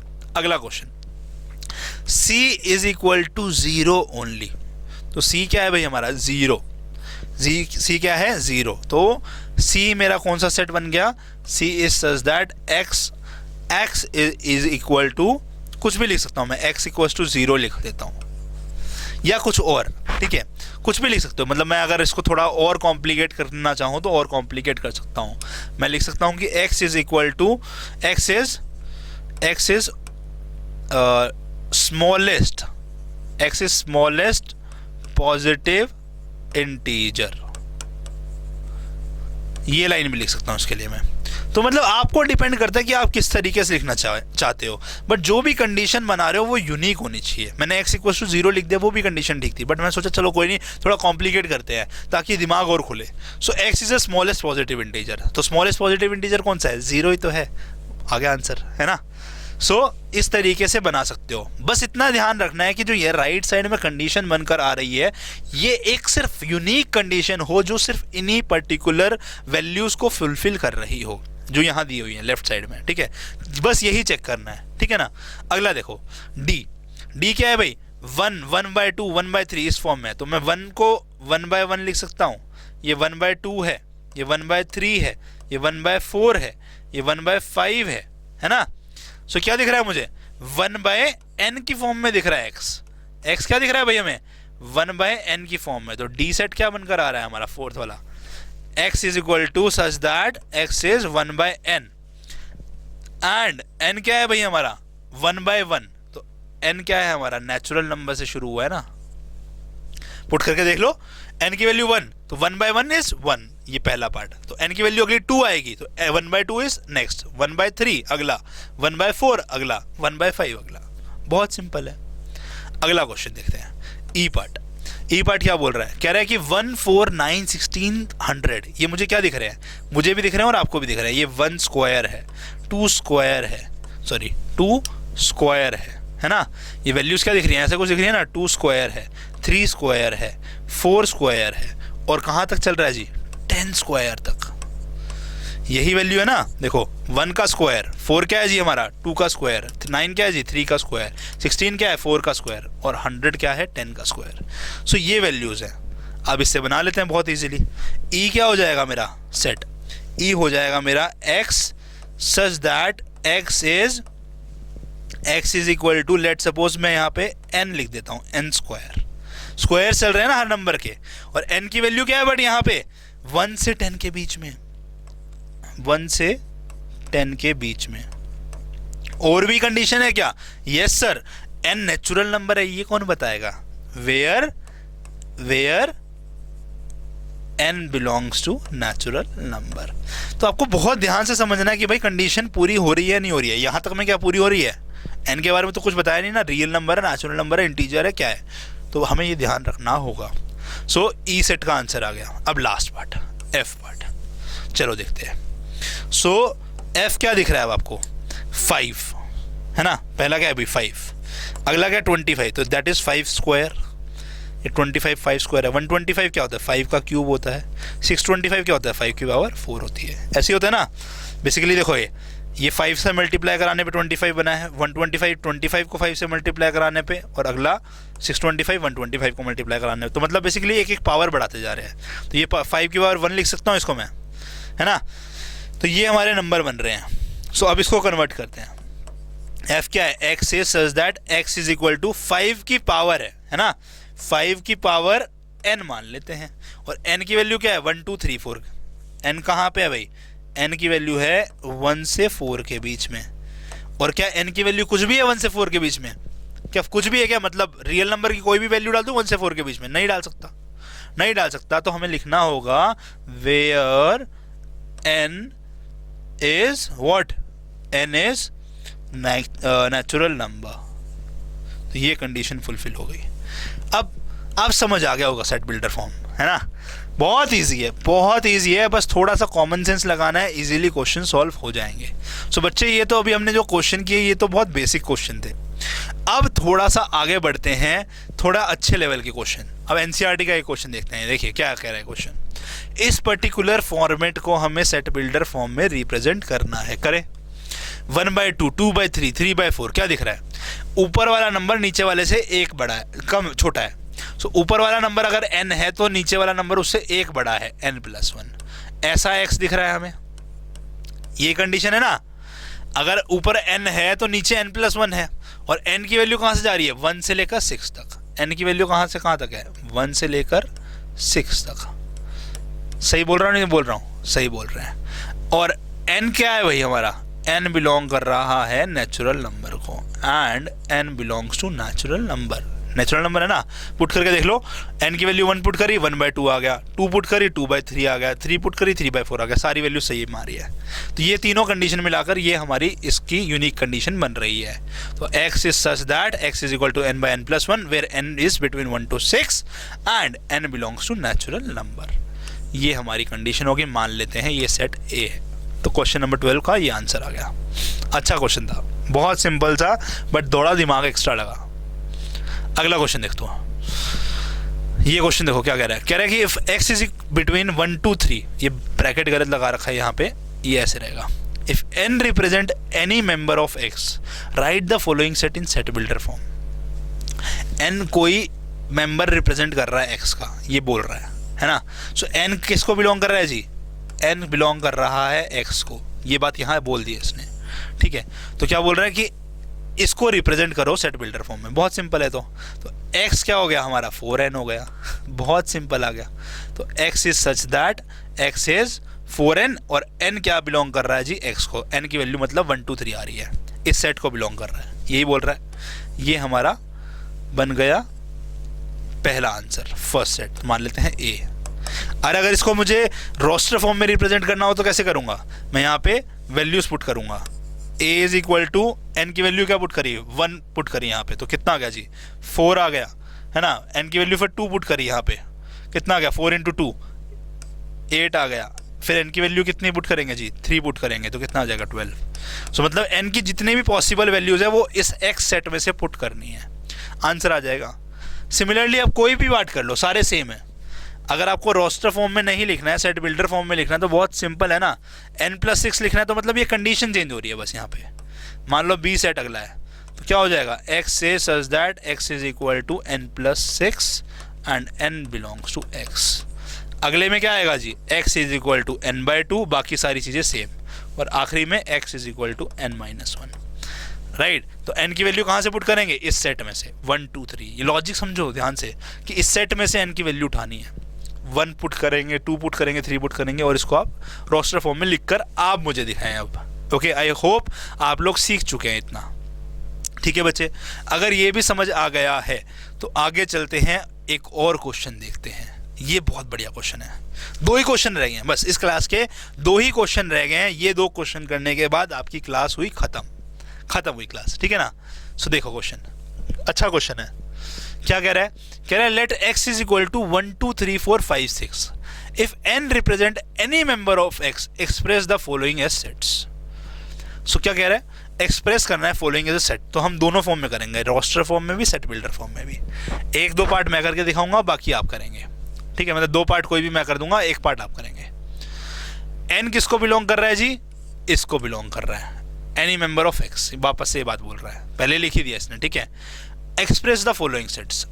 तो ये पहले तो कंडीशन आपको क्लियर दे रखी है भाई, n बिलोंग कर रहा है x को, बट 2n नहीं बिलोंग कर रहा है x को। सो हम दोनों फॉर्म में करेंगे रिप्रेजेंट इसको। तो मान लेते हैं पहला सेट है A, first part.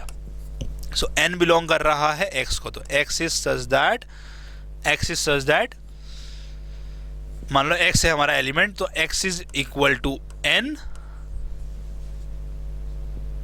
Where n belongs to x but 2n does not belongs to x। ये तो एकदम सिंपल हो गया हमारा, किसमें भाई, सेट बिल्डर फॉर्म में। बट अब इसको अगर रोस्टर फॉर्म में करना होगा ना तो थोड़ा दिमाग लगेगा एक्स्ट्रा, उसको समझना जरूरी है। क्या बोल रहा है, कह रहा है कि n तो बिलोंग कर रहा है x को बट 2n नहीं कर रहा है x को। सो ऐसे x की वैल्यू निकालनी है हमें। सो लेट सपोज अगर मैं 1 रखता हूँ तो n की वैल्यू अगर मैं 1 रखता हूँ तो 2n नहीं बिलोंग करना चाहिए भाई। तो 2n क्या हो जाएगा, 2n हो जाएगा हमारा 2। तो क्या ये 2 बिलोंग कर रहा है x को? यस कर रहा है ना। बट इसने क्या कंडीशन बोली है कि n तो बिलोंग करे x को, n की वैल्यू 1 तो बिलोंग करनी चाहिए x को, बट 2n नहीं करना चाहिए, 2n नहीं करना चाहिए x को। तो बट 2 तो कर रहा है, तो मतलब n की वैल्यू 1 मैं पुट नहीं कर सकता, ये लॉजिक है, ठीक है। सिमिलरली n की वैल्यू 2 पे मैंने चेक किया, तो n की वैल्यू 2 अगर मैं यहाँ पुट करता हूँ तो n तो 2 तो बिलोंग कर रहा है x को, बट 2n जो है वो कितना हो जाएगा, 2 × 2 4। क्या ये 4 बिलोंग कर रहा है x को? यस कर रहा है, बट 4 तो नहीं करना चाहिए बिलोंग को x को। तो मतलब n की वैल्यू 2 भी मैं नहीं पुट कर सकता। क्या करेंगे पुट? 3 कर सकते हैं क्या? देखें n की वैल्यू 3, तो 2 × 3 कितना हो जाएगा, 2 × 3 हो जाएगा 6। क्या ये 6 है ऊपर में? यस है, बट 2n नहीं करना चाहिए बिलोंग x को, तो मैं ये भी पुट नहीं कर सकता। बहुत अच्छा क्वेश्चन है, दिमाग लगाने वाला है, राइट। तो फिर क्या होगा, n की वैल्यू 4 पुट करके देखते हैं। n की वैल्यू 4, तो क्या हो जाएगा, 2 × 4 8। क्या 8 बिलोंग कर रहा है? नहीं कर रहा है। यस, ये कंडीशन फुलफिल कर गया। 4 belongs to x but 2 × 4 does not belong to x। So मतलब हमारा ए सेट के अंदर में जब रोस्टर फॉर्म में लिखेंगे 4 पहला एलिमेंट है, जहां पे वो तो बिलोंग कर रहा है x को बट 2 × 4 बिलोंग नहीं कर रहा है x को। ये हमारा पहला एलिमेंट है। उससे अगला देखते हैं 5 बिलोंग कर रहा है x को बट 2 × 5 क्या x को बिलोंग कर रहा है? नहीं कर रहा है। तो मतलब ये कंडीशन पूरी कर रहा है, तो 5 आएगा आंसर। सिमिलरली 6 में भी सेम है, 6 बिलोंग कर रहा है x को बट 2 × 6 12 नहीं बिलोंग कर रहा है x को, तो ये कंडीशन पूरी कर रहा है। सो ये बहुत अच्छा क्वेश्चन था बच्चे, बहुत अच्छा, दिमाग लगाने वाली चीज़ थी। 1 2 3 नहीं कर रहे थे क्योंकि भैया n भी 1 को बिलोंग कर 1 तो बिलोंग कर रहा है x को, बट 2 × 1 नहीं करना चाहिए था, ये कंडीशन बोल रहा है, बट कर गया, तो भैया नहीं लिख सकते, राइट। तो ये अच्छा क्वेश्चन है बच्चे, राइट। अगला देखते हैं। n+5 की वैल्यू 8 आनी चाहिए, n+5 की वैल्यू 8 आनी चाहिए। सेकेंड पार्ट, बी सेट क्या है भाई? बी है हमारा x है, ठीक है, या बी है हमारा n। डायरेक्टली n रखते हैं ना, क्यों हम x में कंफ्यूज करें, n, और n is such that n+5 is equal to 8, और n किसको बिलोंग कर रहा है जी? x को। ये सेट बिल्डर फॉर्म में रिप्रेजेंटेशन हो गया। ओके, समझ में आया बच्चे? तो अब अगर हम देखते हैं तो n की ऐसी कौन सी वैल्यू है जो हम यहाँ डालें तो n+5 8 बन जाए। सिंपल सी बात दिख रही है। तो n+5 अगर 8 बनाना है तो n+5 को 8 बनाने के लिए तो n की वैल्यू तो 8 - 5 होनी चाहिए, दैट इज 3। सो सिंपल है, बी सेट क्या आ जाएगा यहाँ पे? आंसर आ जाएगा 3। बस अगर मैं इसको रोस्टर फॉर्म में लिखूंगा, n is greater than 4। Roster form में लिखो आगे आप, सेट बिल्डर फॉर्म में मैं लिख रहा हूँ। ग्रेटर देन 4 क्या होगा भाई? n is such that n is greater than equal to, greater than है, इक्वल टू नहीं है, ग्रेटर देन 4। और n किसको बिलोंग कर रहा है जी? हमारा x सेट को। ये हो गया हमारा representation in set builder form. इसका आंसर इधर में आएगा आपका जी, मान लो ये सी सेट है, सी है, ठीक है। तो ये हो गया हमारा 5 और 6। अब ये कैसे आएगा मैं नहीं बता रहा, आप सोचो, ठीक है, बहुत सिंपल है। ओके बच्चे, तो ये हमारे कंप्लीट हुए हैं questions which will tell us related to set builder form and roster form. But एक लास्ट क्वेश्चन जो कि आपकी एनसीईआरटी एग्जाम्पलर का है वो मैं दिखाना चाहता हूँ। अच्छा क्वेश्चन है ये भी। ओके, इसमें से ये वाला जो पार्ट है ये और ये थोड़ा सा बढ़िया क्वेश्चन आपको एक नई चीज़ सिखाएगा। क्या कह रहा है क्वेश्चन? देखो, कह रहा है state which of the following statements are true and which are false. क्या सही है क्या गलत है ये बताना है, तो बता देते हैं। 35 क्या बिलोंग करता है इस पर्टिकुलर सेट को, ये बोल रहा है। क्या कंडीशन है इस सेट के अंदर में? कह रहा है x है और देखो एक बार डंडा लगा दिया तो मतलब यहाँ पे सच दैट के अंदर में डॉट की जगह में डंडा भी आ सकता है। तो x is such that x has exactly 4 positive factors. क्या 35 के सिर्फ 4 ही पॉजिटिव फैक्टर है? चेक करना होगा।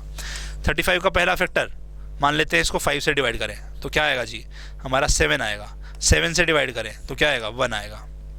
सो एक फैक्टर हो गया 1 पॉजिटिव, एक हो गया 5 और एक हो गया 7 और एक हो गया इनका कॉम्बिनेशन, दैट इज 35। इसके अलावा कोई फैक्टर दिख रहा है क्या? नहीं दिख रहा है। तो 4 ही फैक्टर है, राइट, 4 फैक्टर है। सो 35 क्या बिलोंग कर रहा है? यस, ट्रू बिलोंग कर रहा है। 35 बिलोंग्स टू दिस, ट्रू है ना, क्योंकि 4 ही फैक्टर आ रहे हैं। ओके, अगला 128 belong to this, the sum of all the positive factor of y is 2y। मतलब 128 के मैं जब भी सारे फैक्टर निकालता हूं, अगर सारे फैक्टर निकालता हूं तो उसका सम जो है 2 इंटू 128 दैट इज व्हाट, 256 के बराबर आना चाहिए। सो 128 के क्या क्या फैक्टर है? 128 क्या होता है भाई हमारा, 2 into 2 4, 4 into 2 8, 8 into 2 16, 16 into 2 32, 32 into 2 64, 64 into 2 128। ये होता है 128, है ना। फैक्टर मैंने इसको एलसीएम लेके नहीं निकाला बिकॉज एक शॉर्ट तरीका मुझे पता था तो मैंने ये लिख दिया। आपको भी पता है, मुझे पता है, मैं ऐसे लिख सकता हूँ। 2 इंटू 2 4 हो गया, 4 इंटू 2 8 हो गया, 8 इंटू 2 16, 16 इंटू 2 32, 32 इंटू 2 64, 64 2 इंटू 2 128। सो मतलब 2 को मैंने कितनी बार मल्टीप्लाई कराया, 1 2 3 4 5 6 7 टाइम्स। सो फैक्टर क्या होंगे जी, 1 फैक्टर होता है हर एक का, फिर 2 फैक्टर होगा, फिर 2 का स्क्वायर दैट इज 4 फैक्टर होगा, जैसे हमने 16 का निकाला था ना वैसे ही कर रहे हैं यहाँ पे। फिर इसको इससे मल्टीप्लाई करा दिया, अब इससे भी मल्टीप्लाई कराएंगे तो 2 इंटू 2 इंटू 2 कितना 8 हो जाएगा 3 बार मल्टीप्लाई कराने पे। फिर 4 बार मल्टीप्लाई कराएंगे, 16 भी फैक्टर है। फिर 5 बार मल्टीप्लाई, 32 भी फैक्टर है। और फिर अगला और मल्टीप्लाई तो कितना आएगा जी, एक बार और 64 भी फैक्टर है और आखिरी 128 भी फैक्टर है। तो ये सारे पॉजिटिव फैक्टर्स हैं 128 के, ये सारे पॉजिटिव फैक्टर्स हैं 128 के। इनका सम करें कितना आएगा, फटाफट से चेक करो। जितना भी आएगा ना, ये मैं गारंटी देता हूं 256 नहीं आएगा। पता है क्यों? क्योंकि ये सारे नंबर मुझे दिख रहे हैं इवन नंबर और एक आ गया है ऑड नंबर, एक आ गया ऑड और बाकी सारे इवन है। तो भैया आंसर तो इसका ऑड होगा, इवन आएगा ही नहीं। बट यहाँ पे क्या दे रखा है 255, ओ सो 256, एंड आई थिंक इसका सम 255 आना चाहिए। इसका सम 255 आएगा और आपका यहाँ पे 256 के इक्वल नहीं आ रहा है। तो सेकंड वाला जो पार्ट है ये कंडीशन को फुलफिल नहीं कर रहा। क्यों? क्योंकि इसका सम आया 255 बट आना चाहिए था इस कंडीशन में 256। सो ये कंडीशन को फुलफिल नहीं कर रहा है, तो दिस इज फॉल्स, ये बिलोंग नहीं कर रहा है। अगला कह रहा है 3 does not belong to this. क्या 3 इसको बिलोंग नहीं करता है? कैसे करेंगे? कह रहे हैं आप सिंपल है, लॉजिक लगाओ ना, लॉजिक लगाओ। अगर ये इसको बिलोंग करेगा तो यहाँ पे अगर मैं x की जगह पे 3 पुट कर दूंगा तो ये आंसर लेफ्ट हैंड साइड वाला भी 0 आना चाहिए। चलो ट्राई मारते हैं। सो मैंने क्या बोला, 3 को x की जगह पुट करते हैं, 3 की पावर x की जगह पुट करेंगे तो x की पावर 4 है तो 3 की पावर 4 हो जाएगा, और यहाँ पे -5 इंटू 3 की पावर 3 हो जाएगा, और अगला +2 इंटू 3 की पावर 2 हो जाएगा, एंड -112 इंटू 3 हो जाएगा +6। और अगर ये 0 के इक्वल आ गया, ये वाली चीज 0 के इक्वल आ गई तो ये मतलब बिलोंग कर रहा है ना। अगर नहीं आई तो सही है ना। तो देखते हैं 3 की पावर 4 कितना होता है जी, 3 इंटू 3 9, 9 इंटू 3 27, 27 इंटू 3 81। ये कितना हो गया 5 इंटू 27, 5 इंटू 27 कितना हो गया जल्दी बताओ, 135। ये कितना हो गया जी 18। अगला कितना हो गया, ये हो गया हमारा 36 और 336 +6। साफ साफ दिख रहा है मुझे भाई, ये दोनों टर्म बहुत बड़ी हैं और ये टर्म छोटी हैं, तो ये नेगेटिव में आंसर आएगा which is not equal to 0। So बहुत बात सही है एकदम कि भैया 3 नहीं बिलोंग कर रहा है because this is not coming 0। ये दोनों टर्म बहुत बड़ी है ना। ये वाली जो टर्म आई है और ये वाली जो टर्म आई है ये बहुत बड़ी है इन कंपैरिजन टू जो पॉजिटिव टर्म्स है, तो हमारा आंसर नेगेटिव में आने वाला है। सो निकालने की भी जरूरत नहीं है। अगर नेगेटिव में आने वाला है तो ये आंसर क्या है भाई हमारा, ट्रू है।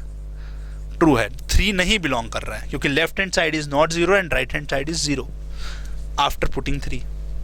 बस यही कॉमन सेंस देखना था कि भैया आप क्वेश्चन को पढ़ के कॉमन सेंस यूज कर पा रहे हैं नहीं कर पा रहे हैं। अगर आपको लगता है कि आप समझ चुके हैं, क्वेश्चंस को सॉल्व करना आ चुका है, तो आप क्या करेंगे, एक्सरसाइज 1.2 जो हमने आपको दी है यहाँ पे, ये एक्सरसाइज बहुत बढ़िया सी एक्सरसाइज है, ये रही, ठीक है ना। आपको PDF नोट्स मिल जाएंगे अटैच साथ में, इनको सॉल्व करें, ठीक है। बहुत सारे अच्छे अच्छे क्वेश्चन हैं इसमें, करीबन मैंने यहाँ पे आपके लिए 9 क्वेश्चंस रखे हैं जिसमें कुछ पार्ट्स भी हैं, इसको सॉल्व करें। और अगर आपने सारे क्वेश्चन सॉल्व कर लिया तो I think you are expert now in representing the set in set builder form and roster form, and then congratulations to you. And फिर मिलेंगे हम नेक्स्ट क्लास में और सिखाएंगे आपको एक नई चीज़, that is what, different type of sets. Different type of sets बहुत ही इजी सा टॉपिक है, बहुत ही इजी सा। जो कंफ्यूजन, जो लॉजिक, जो दिमाग अभी तक लगना था ना, उससे कम लगेगा आगे। सो सेट्स को बहुत ध्यान से पढ़ना है बच्चे, जो अभी तक पढ़ाया है। ये फर्स्ट 2 क्लासेस बहुत इंपॉर्टेंट क्लासेस थी, ठीक है। और अगर समझ आ गया होगा तो आने वाला चीज़ तो केक वॉक की तरह हम पार कर लेंगे, ठीक है। फिर मिलेंगे नेक्स्ट क्लास में, तब तक के लिए keep practising, take care, bye bye, अलविदा।